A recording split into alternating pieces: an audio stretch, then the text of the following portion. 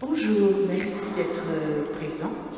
J'ai la joie de vous présenter Luc de Méry de Longueville, qui est natif de Normandie. Sa famille a une longue histoire avec le Mont Saint-Michel. Lui-même était instructeur sportif et il enseignait le parachutisme. Or, Saint-Michel-Archange est le patron des parachutistes. Voilà, donc il a cette longue histoire d'amour a commencé il y a pas mal d'années. Tous les sanctuaires d'Europe ont été visités par Luc, qui les a photographiés avec un Saint-Michel-Archange dans tous ses états. Alors je vous laisse découvrir l'histoire de cet archange. Cette conférence sera suivie d'un moment de questions. Vous poserez donc les questions à Marie qui répondra avec plaisir. Et puis à la suite de quoi il y aura un petit temps de prière et la dédicace de son ouvrage sur Saint-Michel-Archange. Voilà. Je vous demanderai d'avoir la gentillesse de ne rallumer vos portables qu'à la fin de la conférence. Et ensuite, eh bien, on se retrouve après.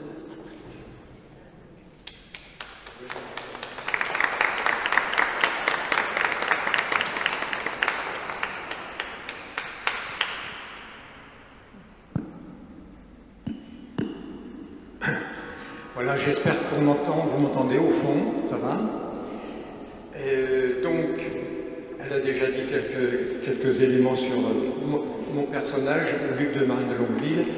Je suis donc instructeur parachutiste et on va dire, avant d'aller rentrer dans le diaporama, il faudrait que je vous explique quelles ont été les raisons pour lesquelles je me suis intéressé, je voulais rentrer dans l'univers de Saint-Michel.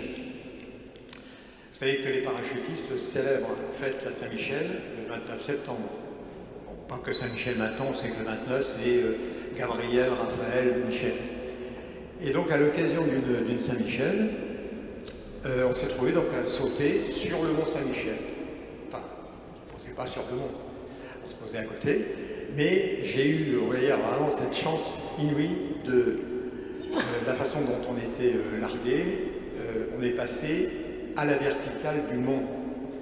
Et moi, je me suis trouvé, mais à passer comme d'ici au pilier, là, comme ça, à côté donc de l'archange Michel. J'ai regretté de ne pas avoir de caméra et d'appareil photo sur le casque à ce moment-là pour pouvoir le fixer. Mais là, je me suis dit, comme j'étais amateur de photo, en me posant dans la soirée, et hop, on est allé visiter le mont et je me suis mis à photographier toutes les représentations de l'archange Michel que je trouvais dans le mont. Mais alors vraiment sans arrière-pensée. Et au développement, j'ai dit au développement parce qu'à l'époque c'était de l'argentique encore, j'ai été vraiment surpris de voir les différences de représentation de l'archange Michel. Que ce soit un vitrail, une bannière, une fresque, un tableau, etc., complètement différentes au niveau de la représentation même de l'archange. Donc c'est ce que je vous propose maintenant justement de voir. On va rentrer dans l'univers de l'archange Saint-Michel. Avant de passer directement sur l'archange Saint-Michel, je vais vous faire juste un petit aperçu sur les trois archanges principaux, qu'on ne connaît pas forcément toujours très bien. Voilà. Et également, là on rentrera au fur et à mesure, hein, vous verrez, de la conférence, j'attire aussi l'attention sur les représentations également du démon.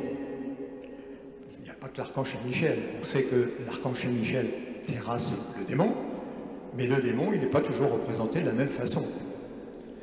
Donc, on va voir ça au fur et à mesure en détail.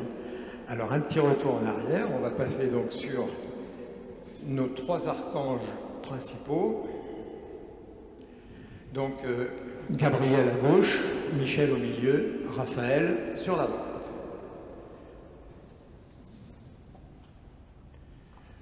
En commençant par l'archange Gabriel, Gabriel, en hébreu, ça signifie Dieu fort. C'est l'archange Gabriel, vous savez, qui fait l'annonce à Marie qu'elle va le devenir, elle va enfanter l'enfant Jésus, mère de Dieu. Vous êtes, soyez bénis entre toutes les femmes, c'est ce qui est ressorti donc de la rencontre avec Marie. Ensuite, on a donc Raphaël. Raphaël qui signifie Dieu guérit. Et il guérit quoi? Il guérit qui? Eh bien, on sait que donc il a guéri le père de Tobie, parce que c'est toujours représenté souvent comme ça avec Raphaël, un petit enfant à côté de lui. L'enfant c'est Tobie, fils de Tobie. Alors pour faire la différence, le jeune Tobie c'est B-I-E, le père de Tobie c'est B-I-T. Et donc Raphaël a soigné de la cécité que son père avait, donc, avec un mélange donc de fiel de poisson. Alors on a souvent représenté, vous voyez que Raphaël tient dans sa main un poisson, c'est le symbole, comme ça. Ah oui, ça résonne un peu, Dieu Larsen. J'essaie surtout de parler pour les personnes qui sont au fond. Et donc voilà, en guérissant Tobie, et il a assuré donc comment dire, la protection, il accompagne et protège donc Tobie tout le long de sa vie. Et donc l'Église en a fait le patron des voyageurs et l'ange gardien.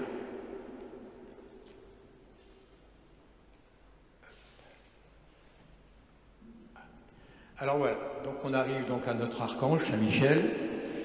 Donc Saint Michel, qui est-il? D'abord la signification, Michael en hébreu, c'est qui est comme Dieu. Vous voyez souvent sur les représentations, sur les boucliers, etc.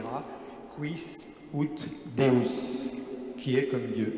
Et il a été nommé par Dieu comme le prince, donc le patron, on va dire, de la milice céleste, avec tous ses petits anges, pour pouvoir lutter donc contre le démon, puisqu'on sait qu'à l'époque, à l'origine, le démon, le diable, voulait carrément prendre la place de Dieu. Donc Dieu a demandé à l'archange Saint Michel, avec toute son armée, de terrasser le démon et de l'envoyer sur terre. Alors ici, vous avez la photo, c'est la photo donc de la flèche du mont. Hein. C'est cette photo, cette statue que j'ai côtoyée de près en sautant sur le mont. Alors, on dit, voilà, on arrive justement, hein, je vous parlais donc du démon, de Satan, hein, les différentes représentations de Satan. On peut avoir une forme de dragon, un homme, le corps d'un homme, d'ailleurs avec tête de bouc, et même, on peut dire qu'il se camoufle même en tant qu'homme. Hein, le démon, il a multiples facettes. Alors on dit l'histoire, donc le combat de Michel contre le démon. Il y a eu un combat donc, dans le ciel, je ne sais pas si vous voyez bien au fond, comme c'est très lumineux, je vous le détaille. Michel avec ses anges dut combattre le dragon qui lui aussi combattait avec ses anges. Mais il ne fut pas le plus fort. Pour eux, désormais, plus de place dans le ciel. Il fut rejeté le grand dragon, le serpent des origines, celui que l'on nomme Diable et Satan, le séducteur du monde entier, où il fut jeté sur terre et ses anges avec lui. Donc les différentes appellations, on va dire, du démon, on l'a vu, on a Lucifer, on a Satan, Satan qui signifie l'ennemi en hébreu, et Satan, donc, bien sûr, on sait, hein, il incarne le mal, la tentation. L'origine du nom de Satan, c'était l'accusateur ou l'adversaire. Et donc, il est représenté à travers les époques, hein, il y a différentes appellations, hein, et on sait que, bon, il est également dans la Genèse, on l'appelle Lucifer, il est appelé également Belzébuth. Belzébuth, ça c'était au Moyen-Âge, hein, on le présentait. Voilà Belzébuth. Ça ne donne pas trop envie d'aller le côtoyer. Voilà, c'était ce qu'il appelait donc Belzébuth, c'est le seigneur des mouches et des immondices par les pharisiens. Les mouches, titre moqueur, on dit bien, qui dénonce la médiocrité de la puissance du diable face à celle de Dieu. Il n'est que le seigneur des mouches. C'est pas glorieux. Alors, pour entrer un petit peu plus dans le détail maintenant avec l'archange Saint Michel, je vous propose donc de rentrer dans le détail de tout ce qui touche à la représentation et à tous les éléments qui gravitent, on peut dire, même autour de l'archange Saint-Michel et entre ses mains. Alors là, on parle donc de la balance. Pourquoi est-ce qu'il tient une balance? Bien souvent, on le voit avec une épée d'une main, la balance de l'autre, parce que tout simplement, c'est Michel qui, à la fin des temps, donc jugera les bons, les méchants, enfin les damnés et les élus sur sa balance. Cette photo a été prise, donc j'avais prise à Beaune, aux Hospices de Beaune. Je ne sais pas si vous avez eu l'occasion donc de visiter. C'était une salle unique avec un triptyque qui est absolument, je veux dire, magique. C'est fabuleux. Quand ils ouvrent donc les deux panneaux, on a c'est le jugement dernier, quoi.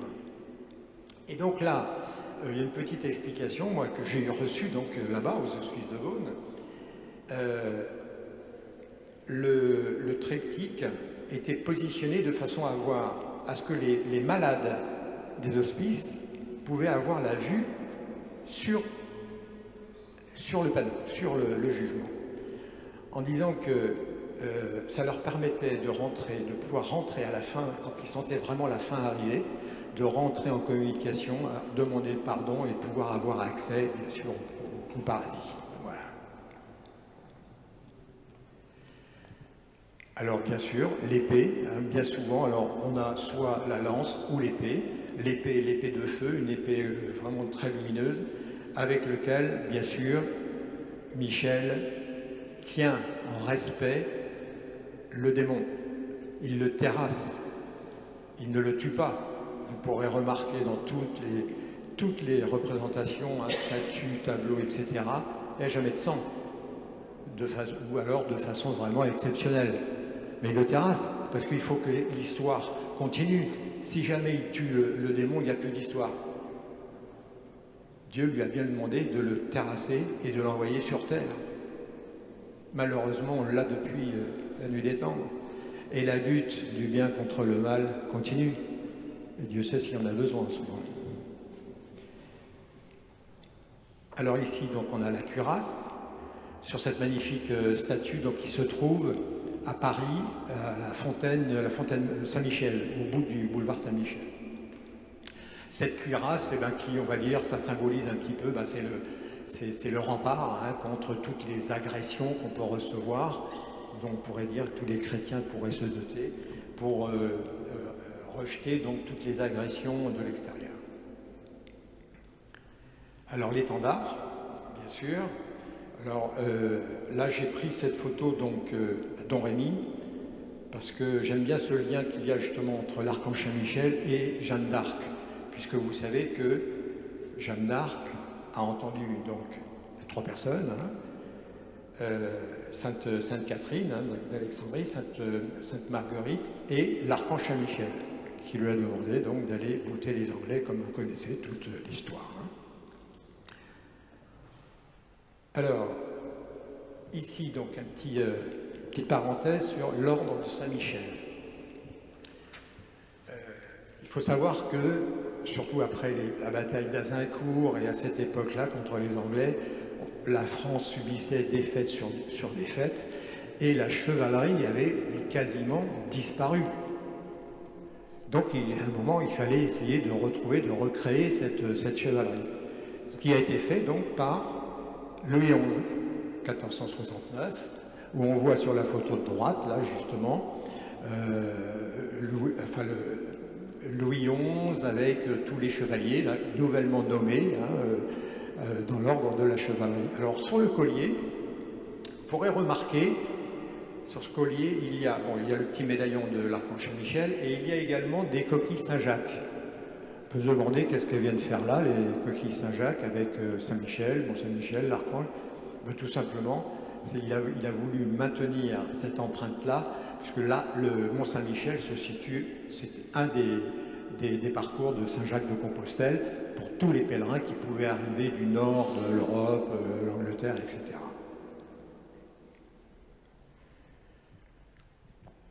Voilà donc pour tous les symboles. Et ici, donc, on va rentrer alors dans un phénomène assez curieux, ce qu'on appelle la ligne mystérieuse.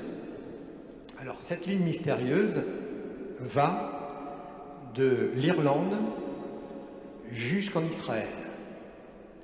Et vous pouvez le remarquer, elle est vraiment, mais c'est vraiment en ligne droite, en passant sur chaque sanctuaire lié à Saint-Michel. On a, au point de départ, l'Irlande, sur le rocher Saint-Michel. Dans les Cornouailles anglaises, on a un petit mont Saint-Michel qui a été construit depuis. On va rentrer après là dans les détails. Ensuite, le mont Saint-Michel. Ensuite, on passe en Italie sur une abbaye Saint-Michel, la Sacra San Michele, près de Turin. Ensuite, on continue, on est sur les Pouilles italiennes, là, c'est les l'éperon de la botte, où vous avez eu donc une apparition, la première apparition de Saint-Michel, donc sur Terre. Ensuite, on passe, donc en bas à droite, on est en Grèce, sur l'île de Symi, où il y a une représentation, on la verra tout à l'heure. Et enfin, on termine donc en Syrie, près de Haïfa. Comme on dit, cette ligne, elle est mystérieuse, parce que j'ai eu beau faire des recherches pour savoir d'où elle vient, qui l'a créée, comment elle est née, qui a découvert ce phénomène. J'ai pas trouvé. J'ai reçu ça comme ça, on fait avec, mais c'est quand même assez étrange, quand même, assez mystérieux. Alors, point de départ, je vous disais l'Irlande, sur le rocher Saint-Michel, qui remonte à peu près 8e. Alors, il n'y a plus grand-chose maintenant, il y a eu un monastère, etc. Enfin bref, maintenant, il n'y a plus du tout donc, de culte sur le rocher. Les Cornouailles anglaises, le petit mont Saint-Michel, il est privé maintenant, mais il est visitable. Hein. On peut rejoindre, comme anciennement le mont Saint-Michel, on peut y aller donc à pied à marée basse et on peut visiter donc le St. Michael Mount. Notre mont Saint-Michel, actuel maintenant, j'ai voulu donc prendre cette photo. Alors on distingue à peine en bas donc l'estacade qui permet de rejoindre le mont à pied. La Sacra, donc San Michele, en Italie, je vous disais, près de Turin, basilique monumentale, magistrale. On est assez impressionné quand on est au pied de ce monastère. Et donc il faut savoir que ce monastère a servi de décor. Il y a eu un film qui a été tourné qui s'appelait c'était le livre d'Umberto, le nom de la rose. Voilà, le nom de la rose, oui, donc essentiellement tourné ici autour de la Sacra San Michele. Alors ici, on arrive donc au Mont Gargano. Mont Gargano, qui se trouve dans les Pouilles. Alors, comme vous pouvez le voir, ici, il n'y a pas besoin de tourner autour. Ça ne paye pas de mine par rapport à notre Mont Saint-Michel, mais la seule différence, c'est que là-bas, ça se passe, donc tout le sanctuaire est sous terre. Il faut descendre une centaine de marches au moins, une grotte, là où se trouve le tabernacle avec l'archange et tout, etc. On le verra tout à l'heure en détail. Donc en Grèce, je vous disais, le monastère de Symi, qui abrite donc une fresque de 3 mètres de haut, magistrale. C'est pas une fresque, c'est un tableau. Et en Grèce, il paraît qu'ils sont très fervents. Ils vénèrent l'archange Saint-Michel, et à la Saint-Michel, c'est toute la population qui est dehors, il y a pèlerinage, etc., avec l'icône de Saint-Michel. Et puis enfin, voilà le bout de la ligne, donc Notre-Dame du Mont-Carmel, à Haïfa, où c'était un lieu qui était vénéré, où ils vénéraient l'archange Saint-Michel depuis le début, on peut dire. Où là, enfin, j'y suis pas allé, je ne connais pas, mais a priori, il n'y a pas de représentation de l'archange. Voilà, je vous propose de rentrer donc maintenant un petit peu plus en détail sur les apparitions de l'archange. Parce que ça, c'est quand même intéressant. Il y a des événements assez fabuleux. Donc ça a commencé, on va dire, vous savez qu'il y en a eu plein, hein, des apparitions autour du monde, hein, il y en a eu plein. Moi, je me suis arrêté au principal. Bien sûr, on ne va pas y rentrer, je ne vais pas nommer tous les lieux. Donc le principal, donc 492, le mont Gargano en Italie, 495 en Angleterre, Cornouailles, 590 au château Saint-Ange à Rome, on verra en détail l'histoire, 708 Mont-Saint-Michel et fin du 8e donc au rocher Saint-Michel en Irlande. Donc, première apparition 492, l'archange donc qui apparaît donc à l'évêque Maloriano. Pourquoi je mets le taureau qui en est la cause? Alors, à l'époque, il y avait un seigneur là qui faisait garder ses troupeaux par un berger. Et ce berger, un soir, voilà, il lui manquait un taureau. Il fait le compte, il va à la recherche du taureau. Et il entend, il arrive près d'un gouffre, et il entend des gémissements, et il se rend compte que le taureau est tombé dedans. Comment faire pour le sortir de là? Il dit, de toute façon, le mieux, c'est de l'abattre, une bête qui est blessée comme ça. Il prend son arc, il tire une flèche, et alors, phénomène étrange, la flèche, au lieu de viser, donc d'atteindre le taureau, la flèche fait un demi-tour et elle vient se planter dans le pied du berger. Alors quand même, il est un peu intrigué par cette affaire. Et c'est là qu'il va voir, justement, il va voir son maître, le seigneur, il lui raconte l'histoire. Le maître va voir l'évêque du coin, Maloriano, et ils partent donc en procession, donc au lieu même hein, où le taureau était... voilà. Et donc c'est là, justement, que l'archange est apparu à l'évêque Maloriano en lui disant « Eh bien, il faut construire un sanctuaire à mon nom, à cet endroit-là. » Et là, je ne sais pas, est-ce qu'il y en a parmi vous qui ont eu l'occasion d'aller visiter le mont Gargano? Moi, j'y suis allé à un moment d'une Saint-Michel, c'est fabuleux, c'est extraordinaire. Le monde qu'il peut y avoir, c'est extraordinaire.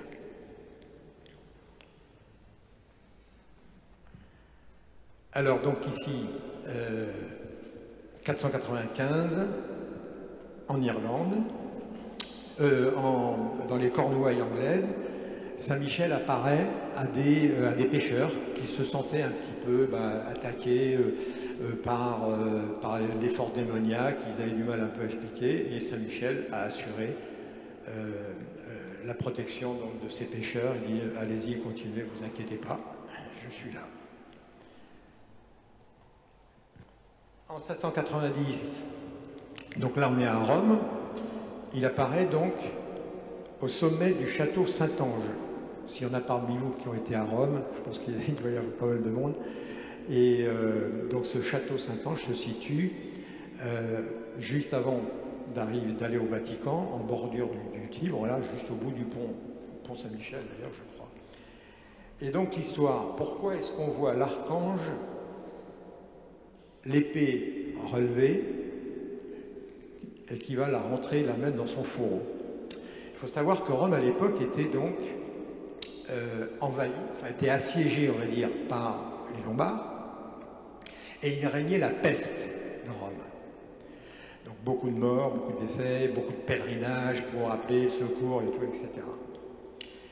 Et à un moment, lors d'une procession, en arrivant au pied du château, ils ont vu donc cette apparition, l'archange Saint-Michel qui rentrait, qui remettait son épée dans le fourreau. Et ça signifiait pour eux, c'était la fin des ennuis, fin de la peste. Et il s'est avéré que les assiégeants, les Lombards, sont partis, on fait demi-tour, puisqu'on n'arrive pas à prendre Rome, on lève le camp. Étrange. Alors, le Mont Saint-Michel, je ne vous pose même pas la question de savoir si vous êtes allé visiter le Mont Saint-Michel, hein, je crois que... Donc 708, vous connaissez l'histoire, hein, on fait un petit aperçu. L'évêque Saint-Aubert, il lui a fallu quand même 3 apparitions, hein, trois fois Saint-Michel est intervenu, parce que Aubert était dans son demi-sommeil, et il disait « je rêve, c'est un cauchemar ». qu'est-ce qu'il me demande d'aller fabriquer quelque chose sur le mont Tombe, parce que là où est construit le mont, c'est bien le mont Tombe, à ne pas confondre avec le mont Tomblaine, qui est un petit rocher au large du mont. Et donc, au bout de la 3e fois, quand même, l'archange a pressé tellement fort sur le crâne de Saint-Aubert qu'il a laissé des marques. Je ne sais pas si vous avez eu l'occasion d'aller à Avranches également, où on voit le crâne de Saint-Aubert, hein, c'est voilà, les reliques, dans une... Et c'est assez curieux de voir cette marque. Alors, après, il y a toutes les explications, multiples explications. On sait qu'à l'époque, il faisait beaucoup de trépanation. Mais tant et si bien que Aubert, il a eu quand même cet appel, ces voix, pour finalement construire un sanctuaire au nom de Michel sur le mont. Le rocher, donc Saint-Michel, le Stelling Michael, le rocher donc de l'archange Saint-Michel, où il ne reste plus, on va dire, pratiquement on va dire un peu les ruines d'un monastère. Alors, ah oui, il faut dire quand même pourquoi le rocher Saint-Michel. Tout à l'heure, j'en ai fait juste un petit aperçu. Là, Michel est apparu donc à Saint-Patrick. Saint-Patrick, parce que Patrick faisait appel aussi encore des prières, parce que l'Irlande, le rocher, l'Irlande était pareil, soumis aux attaques, multiples attaques du démon. Donc à un moment, voilà, il a eu l'apparition de Michel et il dit vous inquiétez pas, ce sera terminé. Voilà, on peut dire bon, c'était un peu. Pardon? Alors, sur l'Irlande, on n'a pas de date précise. On dit que c'est fin du 8e siècle. Voilà. Donc, oui, je vous disais, là, on a fait donc une première partie comme ça, où on est rentré un peu dans les détails donc, de l'archange. Si déjà, parmi vous, s'il y en a qui désirent, je ne sais pas, poser des questions, avoir quelques informations, ou après, à la fin. Hein. Donc, j'appelle ça, oui, un peu la deuxième partie, c'est le voyage à Tyrlel avec l'archange Saint-Michel, qui va, on va dire, du Mont Saint-Michel au Mont Gargano en Italie, justement, à travers toutes les photos, tout ce que j'ai pu faire et prendre au cours de mes différents voyages jusqu'en Italie. Alors, ça m'était rendu assez facile à l'époque parce que j'habitais dans les Hautes-Alpes. Et comme je suis, j'étais nantais, en voyageant entre les Hautes-Alpes, entre Gap et Nantes, j'ai eu l'occasion, maintes occasions, de croiser justement les sanctuaires, etc., toutes les églises, les villages Saint-Michel, et d'aller, comme on était à 2 pas de l'Italie, j'ai pu aller facilement également à la rencontre de notre archange en Italie. Alors cette photo qui est un tableau, vous pourrez remarquer, elle se situe en Loire-Atlantique, à Saint-Michel-Chef-Chef. C'est une artiste locale qui l'a peint. Original, regardez un petit peu le démon, le dragon. Et là, j'attire votre attention également sur le visage de l'archange. Parce que bien souvent, on remarque que, oh, c'est drôle comme il a vraiment, il a une tête, on va dire, féminine, quoi, hein, un aspect vraiment très féminin. Tout simplement, on sait bien que les anges et archanges n'ont pas de sexe, donc ils peuvent être représentés en homme, en femme, voire même en enfant. On en voit, en Italie, il y en a beaucoup, hein, des bambinos en archange. Alors, le dragon, que l'on voit ici également au pied donc, de l'archange, hein, sur la flèche du mont, petite parenthèse. Pourquoi est-ce qu'on représente ce démon de différentes façons? En dragon, en tête d'homme, tête de bouc, serpent, d'homme, on l'a vu hein, tout à l'heure quand on est passé, on est rentré dans le détail avec l'histoire de Satan, du démon. Eh bien, pourquoi le dragon? Parce que ça n'a rien à voir, on dirait, avec notre histoire. On sait que le dragon, c'est Saint Georges, en Angleterre, qui tue le dragon. Et qui est devenu d'ailleurs C'est Saint-Georges, hein, saint patron de l'Angleterre, voilà, c'est une icône. Eh bien, du fait que le Mont-Saint-Michel, pendant la guerre de 100 ans, n'a jamais été conquis par les Anglais. Et j'en tire un peu une petite fierté personnelle, parce que j'ai des ancêtres, justement, parce qu'on habitait, je ne suis pas loin, donc toute la famille qui remonte à 980, on habitait donc tout près de Granville, et j'ai des ancêtres qui ont bataillé, qui ont été donc à la protection du Mont-Saint-Michel. Le Mont-Saint-Michel n'ayant jamais été pris par l'anglais, à la fin de la guerre de 100 ans, il y a des artistes ou même peut-être des notables qui ont demandé de nous représenter le démon maintenant par un dragon. Puisque le dragon, c'est Saint-Georges qui le terrasse, qui le tue, on va prendre ce symbole-là comme quoi l'anglais n'a jamais pris le Mont Saint-Michel. Et on va dire que c'est Saint-Michel qui terrasse l'anglais. Voilà. Ça m'a été rapporté par le conservateur donc, du Mont, hein, cette histoire, je n'invente rien. Donc ici, bah, la statue donc, de Frémiet, qui date de 1887, qui pèse son poids. Hein. Je ne sais pas si vous aviez eu l'occasion de voir à la télévision la dernière fois qu'ils l'ont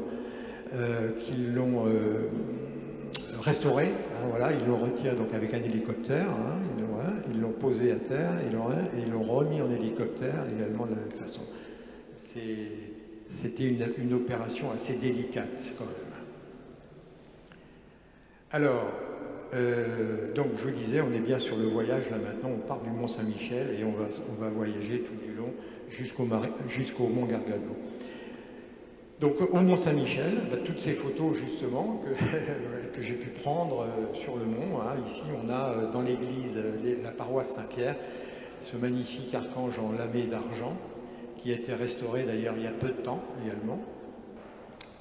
Ici à côté dans l'abbaye, alors ici c'est un bois polychrome qui aurait besoin également d'un petit peu de restauration, ça lui ferait pas de mal.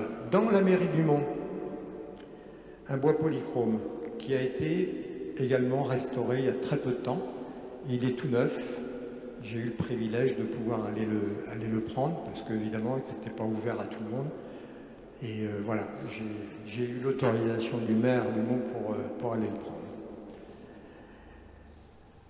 On est dans la salle d'accès au cloître au Mont-Saint-Michel, où on revient ici encore, vous voyez cette petite bannière, avec les coquilles Saint-Jacques hein, sur les angles, voilà, où on est toujours là, dans cette représentation. Alors vous pouvez voir un petit peu encore entre ces deux images, on va dire, ça, on se demande même si c'est un archange Saint-Michel, je veux dire tellement il est original, à droite là, c'est un tissu peint. Donc Notre-Dame de Paris, alors j'avais pu prendre la statue de l'archange avant l'incendie. Maintenant je ne sais pas ce qu'il en est, si la statue a été sauvée, si elle est toujours là. On verra quand les portes de Notre-Dame seront à nouveau ouvertes. Alors ici on est donc toujours à Paris sur l'église des Batignolles. Remarquez encore cette différence entre la photo donc de gauche et encore le démon aussi, la tête effacée. Là c'est le diablotin, quoi, c'est le vampire avec ses petites ailes. Et Saint-Michel qui porte la croix, c'est la croix des croisés, hein, croix rouge. Là elle est un petit peu terne, enfin c'est un tableau, donc elle ne ressort pas très bien. Et là, donc, on a un vitrail également, avec la balance pour juger, donc, à la fin des temps, les damnés et les élus. Alors, c'est une église assez originale, les Batignolles à Paris. Elle est toute en briques, on se croirait presque à Toulouse. Très originale. Donc, ici, on est au musée d'Orsay. On a cette statue donc, de l'archange, en bronze, qui a servi, donc qui a été, on va dire, le prototype numéro 1 donc, de l'archange, qui a servi après donc, à la flèche donc, du monde. Donc ici, on est sur le prototype numéro 1. Alors, là aussi encore, on est au Louvre, à Paris, on a un tableau qu'on appelle donc le Petit Saint-Michel. Le Petit Saint-Michel avait été demandé donc à l'époque par un pape, dont je ne me rappelle plus le nom, mais qui avait été commandé à Raphaël, pour lui demander donc de faire une représentation, donc un tableau de l'archange Michel, voilà, avec ses idées et ce qu'il voulait. Bon, bah, très bien, Raphaël sort ce tableau, on voit quand même aussi une certaine allure, l'allure altière, et voilà, avec encore, bah, vous voyez sur le bouclier, on a la croix, donc la croix des croisés, c'est le chevalier du Christ. Alors donc l'évêque, il était bon, d'accord, très bien, mais il trouve qu'il était trop petit son tableau. Alors il lui demande, est-ce que vous pourriez en faire un petit peu plus grand? Bon, eh ben, il s'exécute. Donc quelques années après, Raphaël sort ce tableau, 2 fois plus grand. On le retrouve au Louvre. Hein. Et alors on peut remarquer que cette représentation-là, on la retrouve assez souvent, mais selon, on va dire, les artistes, selon les époques, il y a toujours des petites modifications, soit sur l'habillement de l'archange, la représentation du démon également, il peut y avoir des petites variantes. Mais c'est bien souvent cette allure où on voit l'archange tout en domination, même sur une jambe, vous voyez, très, très aérien, même, où il va terrasser donc le démon. Ici, donc, à gauche, on est sur Orléans, où on a l'archange en tenue, en cuirasse, hein, en tenue guerrière, qui parle donc à Jeanne, qui lui demande, bien sûr, d'aller bouter les Anglais. À droite, ici, on a le tympan donc, de la basilique Sainte-Marie-Madeleine. Alors ici, c'est assez rigolo. C'est un petit peu pâle, c'est dommage. On va essayer d'attirer là. Voilà. Alors ici, sur la balance, on a une main. C'est la main du diable, c'est la main du démon, qui va essayer donc d'appuyer sur la balance pour pouvoir récupérer. Eh ben, normalement, c'est les élus puisque ça a penché donc du bon côté, et il va essayer de tout faire pour récupérer les personnes qui sont dans la balance pour alimenter son enfer. On le retrouve souvent, ça d'ailleurs, cette façon. Ici, on est donc à Amboise, avec cette petite statue qui est, oh là là, qui est mal en point aussi, un petit peu dégradée. Je vais envoyer un mot justement au conservateur pour demander s'il pouvait faire quelque chose, ce serait pas mal. Et donc, il faut savoir, Amboise, j'aime bien cette petite parenthèse que je fais sur... enfin, je sais pas, vous avez peut-être été visiter le château d'Amboise, vous avez sur la chapelle le tombeau donc, de Léonard de Vinci. Je pensais qu'il avait été accueilli par François Ier. Ici, on est à Angers sur les tapisseries donc, de l'Apocalypse. Alors là, on voit vraiment le vrai combat, là, avec, là, c'est on va dire, l'hydre à cette tête, là.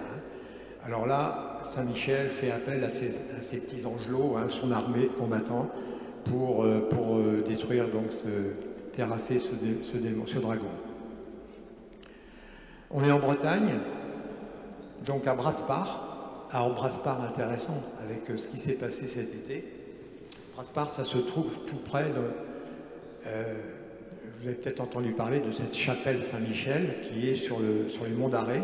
Hein. Cette chapelle qui s'est retrouvée, vous savez qu'il y a eu beaucoup d'incendies en Bretagne, et on était très inquiets. Et la chapelle n'a pas brûlé, elle a été sauvée. C'est bien brûlé, bien cramé tout autour. Hein. Alors, vous voyez un petit peu aussi encore les nuances, les différences. Regardez, c'est quand même... c'est du costaud, là. Hein. C'est du lourd. Là, hein. On a affaire... c'est un artiste local.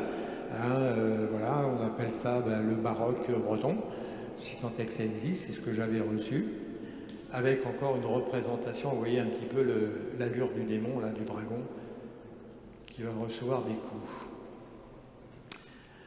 toujours en Bretagne, donc Guéhenno, dans le Morbihan. Là, on est vraiment dans l'élégance. Vous voyez ces différentes couleurs, l'armure, et encore une représentation du démon, mi-homme, mi-bête, mi-dragon. C'est toujours... et là encore également donc, le bouclier avec la croix du croisé. Alors ici, on est sur l'abbaye de Kergonan, Saint-Michel de Kergonan, près de Carnac. Je ne sais pas si vous avez eu l'occasion aussi d'aller visiter. Alors c'est assez troublant également, cette petite statue. Elle est en bois, c'est un bois peint.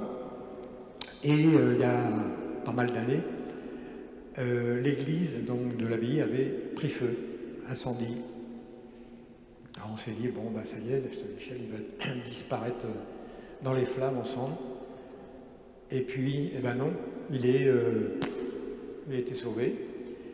Alors, il est bien sûr tout recouvert de cendres, il était tout noir et tout. Alors, du coup, ils l'ont changé de couleur, il était vert, ils l'ont mis en jaune. Voilà la petite histoire de l'archange de Kergonan. On est à Guérande. Donc, c'est cette collégiale Saint-Aubin où ici on a un vitrail avec un archange guerrier. Vous voyez, encore une fois, avec le démon encore représenté encore avec des petites ailes de vampire, etc. Donc cette église, la collégiale de Saint-Aubin, est assez originale. On voit ici en 1342, avec le sac de Guérande, la collégiale est ruinée. Elle a été reconstruite en 1380, donc dans un style gothique. On a un petit mélange de roman et de gothique. Saint-Michel chef-chef, on est toujours en Loire-Atlantique. Alors ici, il y a 7 représentations dans l'église, 7 représentations, mais différentes. Je ne les ai même pas toutes mises parce que je n'avais pas la place. Une statue, vous voyez encore, avec un démon tête d'homme. Le message, les voix de Jeanne d'Arc. Ici, on a une petite bannière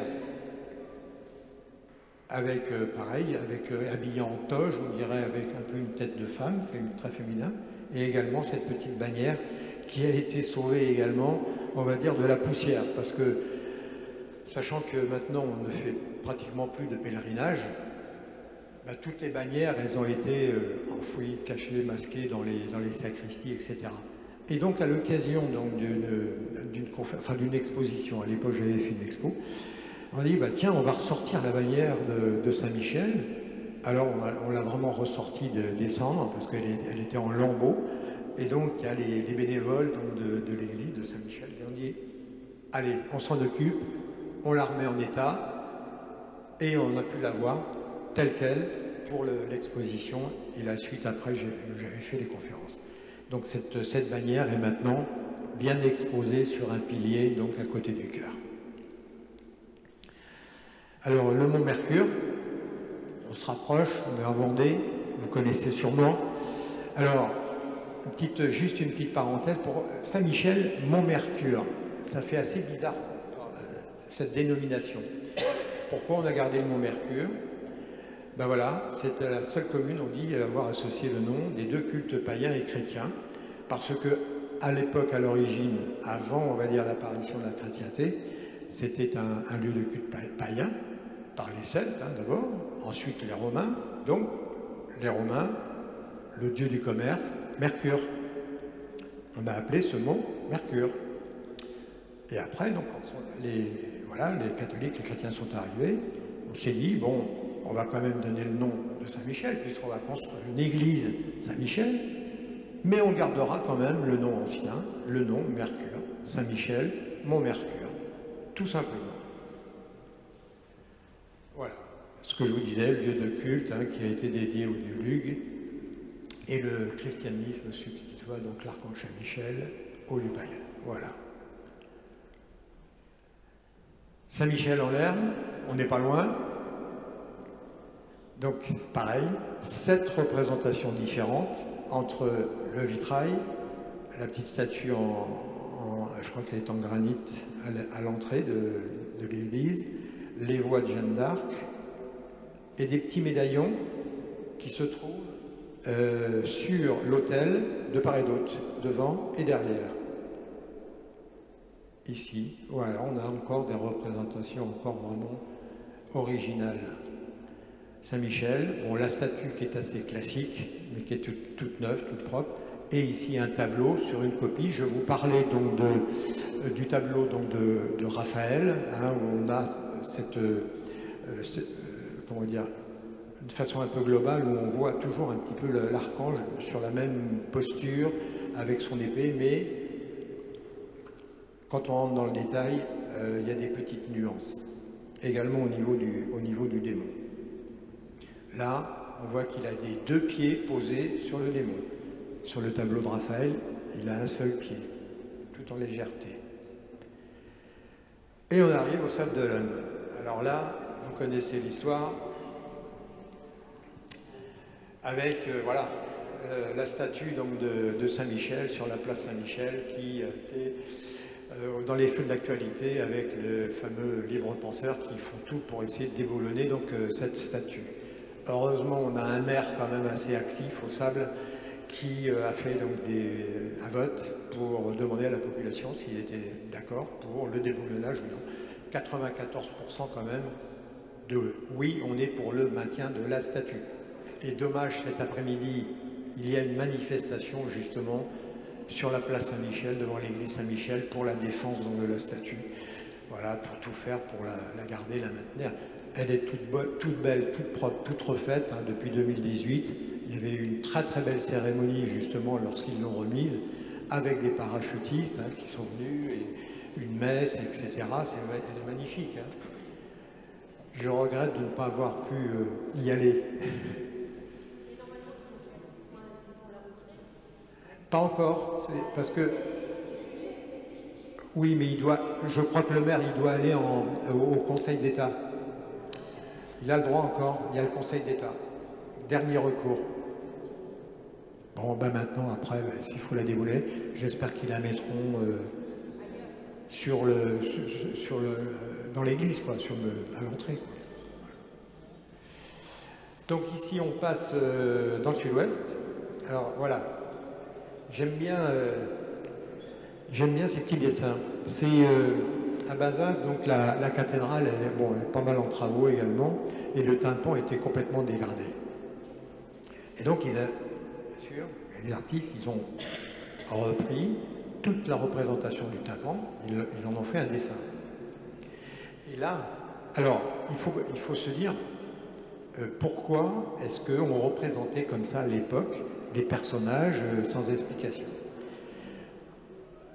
Au Moyen-Âge, avant le Moyen-Âge, la population ne sachait pratiquement ni lire ni écrire. Donc, c'était là, dans les églises, avec l'aide d'un prêtre, etc., qui racontait l'histoire. C'était une bande dessinée. C'était une bande dessinée, il racontait toute l'histoire. Alors ici, regardez, on a à nouveau l'archange avec la balance, vous voyez, les élus, les damnés, et on a un petit démon là, qui vient encore essayer de peser sur la balance pour récupérer les damnés qui font la queue là, mais ils n'ont peut-être pas très envie de se retrouver. Vous voyez ici, le Léviathan, l'entrée de l'enfer. Et avec, regardez ici en bas à droite, on a un petit diablotin avec un soufflet qui attise le feu. Voilà, il faut entretenir le feu. Et ils étaient organisés. Hein. Alors, en Aquitaine, dans le sud-ouest, voilà, j'en ai répertorié quelques-uns, avec ici un beau vitrail hein, à Pau, l'église Saint-Sébastien. Là, le démon se demande qu'est-ce qu'il va recevoir sur la tête, il se prépare. Castelnau-Magnoac, dont la statue, on va dire, un peu classique, mais avec un habillement encore un peu différent, là, avec une cuirasse, la petite jupette. À Lourdes, belle statue également, à l'entrée du pont Saint-Michel. Alors, inévitablement, je suis passé bien sûr au musée des parachutistes. Hein, là, les représentations des archanges, on en a en veux-tu, en voilà. C'est assez logique. C'est là que j'ai commencé, d'ailleurs, on va dire, à faire les conférences et les expositions. Et ici, on a la médaille. Je vous avais parlé donc de l'ordre de Saint-Michel créé par Louis XI. c'est la médaille donc, de l'ordre de Saint-Michel. Toujours à Pau, on disait, toutes les représentations encore différentes. Ici, c'est une fresque avec les Pyrénées en fond. On est bien ici dans le sud-ouest. Et là, on a encore l'écu, le bouclier avec la croix. Toutes les représentations encore, bien sûr, hein, dans le milieu militaire. La médaille que beaucoup de militaires portent hein, avec l'archange Saint-Michel. Et on voit les parachutes derrière. Ça, c'est l'écusson d'un des régiments de parachutistes. Hein, c'est un régiment de chasseurs parachutistes qui se trouve à Pamiers. Voilà, on passe dans l'Aude avec, regardez un peu cette fresque sur la gauche, où on a, c'est à Castelnaudary, c'est un artiste local qui a peint cette fresque. C'est l'unique représentation de l'archange Saint-Michel à cheval. C'est rare, parce qu'on le voit toujours hein, debout, seul. Et là, donc, en armure, en guerrier, et il montre à Jeanne par là où il faut aller pour aller bouter les Anglais, avec Sainte Catherine et Sainte Marguerite. Ici, on a aussi, alors ça c'est ce qu'on appelle, ça c'était à Carcassonne, dans une petite chapelle, c'est comment dire, en métal, une sculpture en métal. C'est ce qu'on appelle un rond de bosse. Un rond de bosse, c'est-à-dire que c'est creux. Derrière, vous passez la main, c'est creux. Ça fait un petit peu comme un moulage. Hein, et on a juste la face qui est représentée. Hop là, pas trop vite. Donc, dans le Roussillon, on descend un petit peu plus bas. Une abbaye encore, Saint-Michel de Cuxat. Il faut savoir aussi pour la petite histoire, ce monastère aussi qui a subi pas mal de dégâts. À l'origine, lorsqu'ils avaient construit le monastère, ils ne se mettaient pas n'importe où, hein, les moines. Hein. Ils avaient repéré qu'il y avait des sources d'eau chaude, de soufre, je crois, ouais, qui pouvaient soigner pas mal de problèmes de peau et tout, etc. Donc ils avaient construit leur monastère là, tout près de ces sources. Très bien. Oui, mais une année, il y a eu donc un cataclysme avec des inondations et tout ce que vous voulez, qui a remporté donc le monastère. Ils ne sont pas découragés, ils disent bon, on va se décaler, on ira un petit peu plus bas, un petit peu plus loin, donc Saint-Michel de Cuxat, où là c'est un petit peu plus sûr. Ils sont éloignés un petit peu des sources, mais ça va mieux. Donc ici on passe en dessous d'Avignon, c'est Saint-Michel de Frigolet. C'est là où on fait une bonne liqueur. L'abbaye des Prémontrés, hein, c'est le liqueur des Prémontrés, qui est très agréable, très bon digestif. Avec encore cette abbaye, eh bien, vous voyez ici comment elle est entourée donc, de résineux, de pins, etc. Où là également, il y a eu un incendie, hein, toute la nature a flambé, et l'abbaye n'a pas été touchée. Ils avaient peut-être prévu le coup en disant, bon, attention, ça flambe de partout, on prend les devants, on essaie de bien arroser, de protéger les environs. On continue notre voyage donc vers le sud-est. Alors ici, on est dans les petits villages, la Colle Saint-Michel qui se situe grosso modo au travers de Digne, avec un archange encore. Regardez ici, la représentation à tête, il est très féminin là, hein, tête de femme. Une fresque ici qui est bien endommagée, mais qui est en cours de restauration. Et là, alors là, j'adore ici le démon, la représentation du démon là, qui est magnifique. Là, hein. Il se demande qu'est-ce qui va lui arriver également là. Hein. On arrive à Menton. Alors, sur l'héraldique, le blason de Menton, eh bien, on a un archange Saint-Michel. Pourquoi? Tout simplement. C'est pareil, la ville de Menton, elle était, pendant très longtemps, elle était assaillie par les barbaresques, etc., à travers toutes les époques. Et, eh bien, encore une fois, là, à Menton, ils priaient, ils demandaient à l'archange Saint-Michel de venir à leur secours. Et Menton n'a pas subi donc, de dégâts, n'a jamais été envahi. Donc, ils ont Ils ont pris l'archange Saint-Michel comme saint protecteur, non seulement saint patron de la ville de Menton, mais de toute la région, toute la vallée qui remonte jusqu'à Tende. Et là, vous avez alors tous les villages, toutes les villes, vous avez un archange Saint-Michel de différentes façons, de différentes représentations. Donc cette église Saint-Michel à Menton, qui a été élevée donc en rang de basilique par Jean-Paul II en 1999. Et là, c'est pareil à l'intérieur. Là, vous devez en avoir au moins une douzaine de représentations. Petit archange là, volant là sur le plafond d'une chapelle. Le plafond donc de la basilique, avec, on peut dire, là c'est la représentation, c'est Raphaël, hein, complètement. Une bannière, sur le modèle de Raphaël. Je ne les compte pas en détail, mais je ne les ai même pas toutes mises d'ailleurs.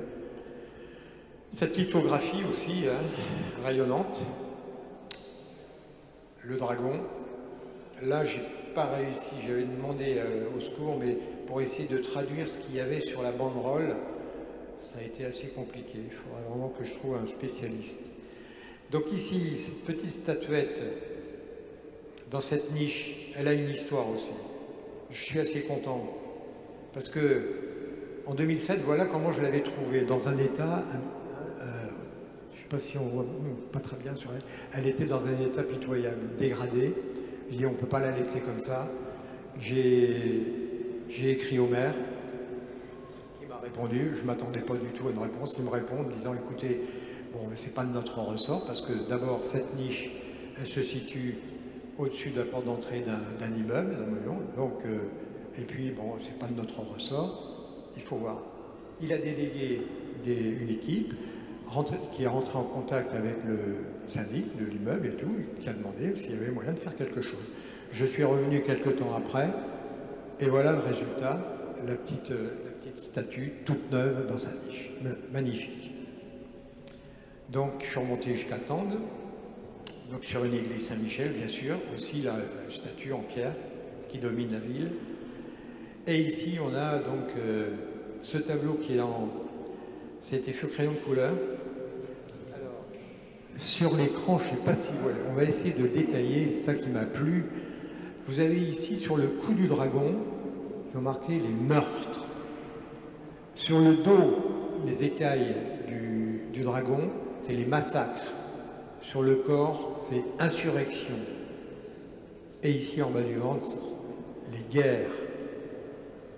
Tout ce que le démon se délecte à faire, à provoquer. Tout près donc de Tende, donc ici on est à la chapelle Notre-Dame des Fontaines de la Brigue, c'est vraiment un petit village perdu dans la montagne, et là on se trouve, on a vraiment l'impression, ils appellent ça d'ailleurs la chapelle Sixtine des Alpes-Maritimes, où on a, je l'ai encadré ici, on a donc notre archange Saint-Michel qui terrasse le démon.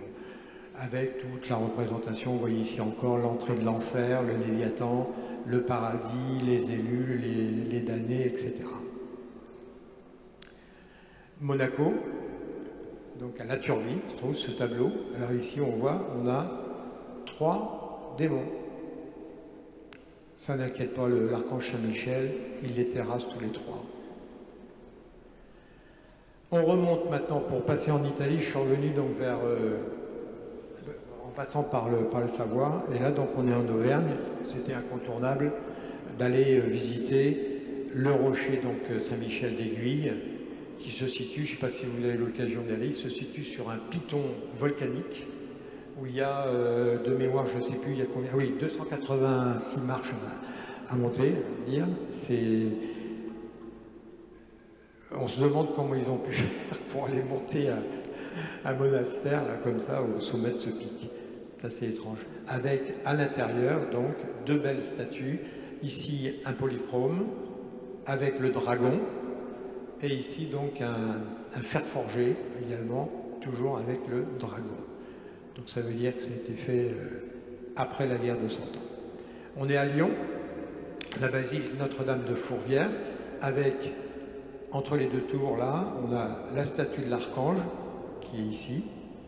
Et j'ai mis en comparaison, bien sûr, l'archange de Saint-Michel-Mont-Mercure, puisqu'à Saint-Michel-Mont-Mercure, on va dire, c'est la copie donc, de Fourvière. Ils ont demandé l'autorisation, parce que ça ne se fait pas comme ça, bien sûr, et en disant, pour, on va dire, valoriser justement notre statue, notre arc Saint-Michel, on propose donc de l'amener à Paris, à l'exposition universelle de 1888, je crois. Donc ça s'est fait, et donc voilà. On a les deux frères, on va dire, les deux jumeaux Saint-Michel. Alors en Haute-Savoie, ici c'est assez étrange, à Flumet, l'église Saint-Théodule, c'est le premier et le seul archange Saint-Michel que j'ai croisé moustachu. Étrange. Pourquoi pas? Pourquoi pas? Voilà. Fantaisie de l'artiste, ou est-ce que ça a été demandé par, je sais pas, un élu local, je sais pas. Et ici, on est vraiment dans le style, ce qu'on appelle un petit peu le baroque savoyard, justement. Alors, toujours avec, sur le casque, tous les archanges que j'ai pu voir, ils sont casqués, et avec le petit plumet, là, sur le casque. C'est très, très caractéristique. Donc là, on passe en Italie. On se rapproche de Gargano. Donc ici, on est sur le monastère, donc Saint-Michel, la Sacra San Michele, avec pas mal de statues encore, je ne les ai pas toutes mises. Je vous parlais les représentations en enfant, pourquoi pas, de l'archange Saint-Michel. En Italie, ils sont assez friands. Et ici, on a un petit enfant, là, un bambino, hein, qui représente l'archange. Et ici, un bronze, là aussi, qui est très... On a vraiment l'impression qu'il arrive du ciel là, pour terrasser donc, le démon. Et la petite parenthèse aussi, savoir que cette basilique, pour en revenir, vous vous souvenez de la ligne mystérieuse, il faut savoir que la basilique, le monastère Saint-Michel de Turin se situe à égale distance entre, il y a pile poil au milieu, entre le mont Saint-Michel et le mont Gargano. 1000 km d'un côté, 1000 km de l'autre. Est-ce que ça a été fait volontairement? Je vous pose la question. Je n'ai pas de réponse. On peut supposer que oui. Donc en Italie, ils aiment beaucoup les fresques aussi, j'ai remarqué. Il y a énormément dans tous les plafonds des églises, des chapelles. Hein, ça se situe souvent au plafond. Et donc ça fait qu'on a des archanges très, qui se serrent de ses ailes, quoi, hein, voilà, très aériens. On le voit ici, hein, qui arrive au-dessus donc, du démon, qui se demande qu'est-ce qui va lui arriver. Donc le Castel, le Mont Saint-Ange, hein, voilà, avec cette statue magnifique que je n'ai pas eu encore l'occasion donc de prendre. Je désespère pas de retourner à Rome pour aller le prendre quand même, pour l'avoir dans mon album. Donc il faut savoir que ce château Saint-Ange, à l'origine, il était décidé donc, par Adrien pour en faire son mausolée. Voilà, alors on arrive donc pour situer le mont Gargano qui se situe en bas de l'Italie, là dans l'éperon donc de la mode de l'Italie, avec encore un petit, vous voyez, encore un enfant là, un gamin. On dirait qu'il s'amuse là, voilà, il joue à la guerre. Donc le sanctuaire, pour accéder, vous voyez, ça ne paye pas de mine, hein. On rentre donc par ce porche là, cette petite bâtisse, et on descend donc une centaine de marches pour accéder donc à la caverne où se trouve donc ce tabernacle là, cet écrin où se trouve donc la statue de l'archange. Vous voyez ici un petit peu agrandi, qui est encore complètement différent d'une autre, hein, du Mont Saint-Michel. Alors, les Italiens, en Italie, ils aiment bien tout ce qui est un peu clinquant, brillant. Ils couvrent souvent de colliers, de bracelets, etc. Il faut que ce soit doré, il faut que ça brille. Voilà. Alors, donc, on a fini ce voyage donc, du Mont Saint-Michel au Mont Gargano. Mais je ne voulais pas en rester là, je veux dire, parce qu'il y a tellement d'autres images, d'autres photos. J'ai mis un petit peu en pêle-mêle, ici et ailleurs, partout où on peut encore rencontrer, croiser l'Archange Saint-Michel. Donc on fait juste un petit aperçu pour terminer notre voyage sur les différents sites, les différents lieux où se trouve l'Archange. Alors ici on a à Londres, bah, tout à fait dans le style, hein, le Pérugine, florentin. L'héraldique, les armes de la ville de Bruxelles, sur l'écu, un archange Saint-Michel. Et ici, on a la statue qui est à l'entrée de l'hôtel de ville donc de Bruxelles. Au Portugal également, sur le sanctuaire de Fatima, un archange Saint-Michel. Pays-Bas, Harlingen, c'est là que j'ai découvert encore en me promenant là dans la ville. On le voit ici encore, tout doré, guerrier, en cuirasse. À Vienne, l'héraldique, hein, voilà, le blason de la ville, un archange qui terrasse, un dragon. L'université de Bonn, également, tout doré. Alors ici, on est à la cathédrale Saint-Michael en Irlande. Hein. Bon, ça c'est la représentation, ce sont les artistes, hein, c'est l'artiste de là-bas qui a voulu représenter cette allure-là martiale donc, de Saint-Michel. En Allemagne, c'est assez tourmenté. C'est un homme, là, le démon, hein, carrément. Hein. En Espagne, avec ce musée d'art de Catalogne également, où là on a tout. Hein. On a tous les symboles. Le démon, la balance, voilà, les petits démons ici qui font tout pour essayer de rattraper les élus. Kiev, tiens, on en parle pas mal en ce moment, eh bien, Saint-Michel est très représenté et vénéré aussi là-bas.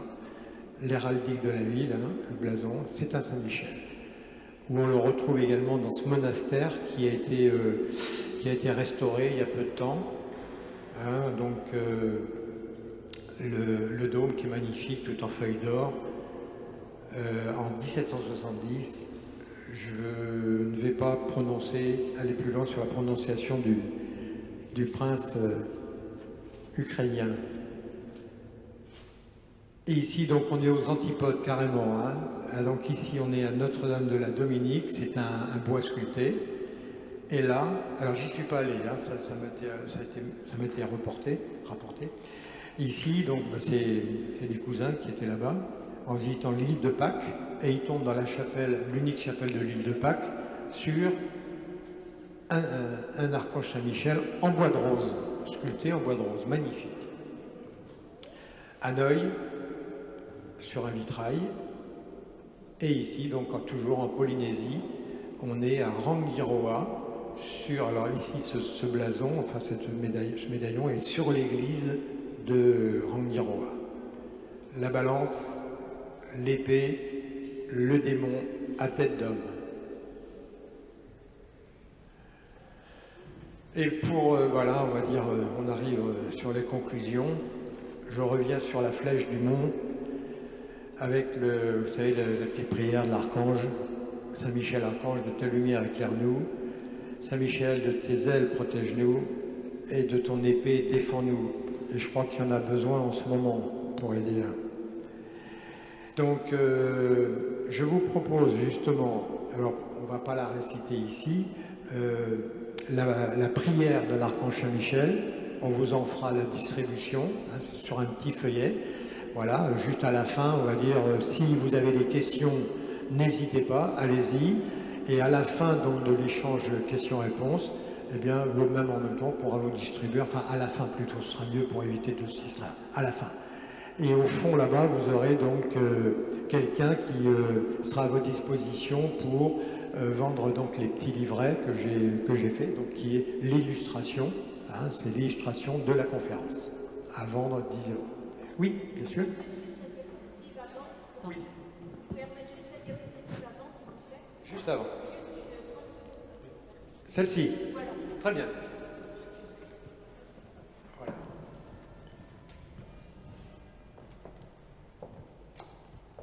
Donc, si vous voulez poser des questions... Allez-y, n'hésitez pas.